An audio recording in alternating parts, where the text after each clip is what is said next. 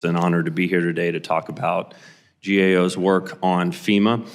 I think the hearing and the discussions around reform are a great opportunity to address many long-standing challenges that we and many others have identified for years and years.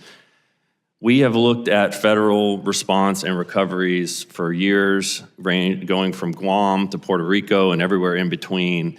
And what we have seen is an increasingly complicated, fragmented, inflexible, and lengthy process that seems to get harder and harder by the year. FEMA and the rest of the federal government have spent over $500 billion in the last 10 years on disaster aid.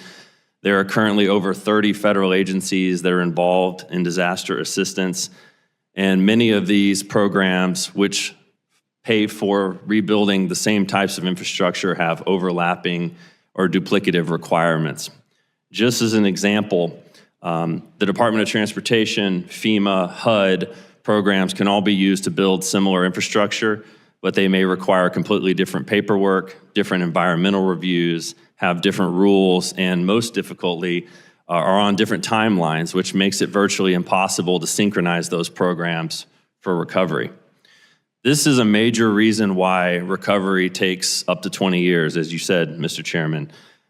2 years ago, we actually issued a report outlining this systemic problem and came up with a number of options that Congress could take to reform the system. These were ranged from simple options to better streamlining current programs, registration websites, things like that, all the way to more significant changes like complete reorganizations and overhauls of disaster agencies themselves.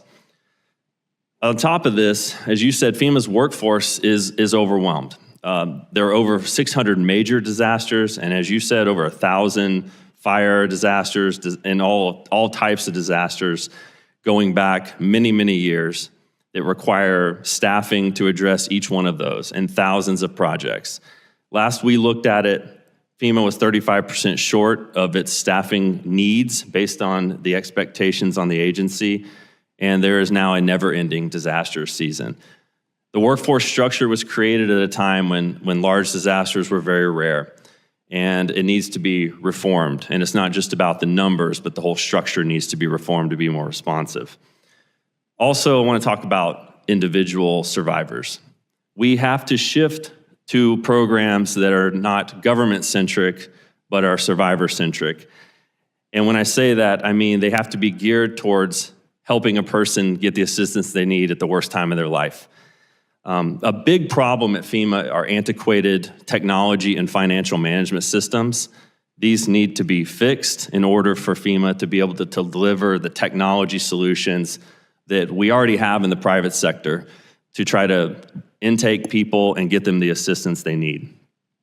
Last thing I'd like to talk about are just a few cautions to consider for this committee as you look to reform the system and for the administration. First is the National Response Framework. I think we have to be really careful not to break what's not broken. We have to not forget Hurricane Katrina and what we fixed after that. The National Response Framework provides steady funding and coordination mechanisms that all levels of government understand at this point, and I think the structure works well. We also have to remember the capacity differences across the country. Some states and counties and cities have the resources and the capacity to manage disasters.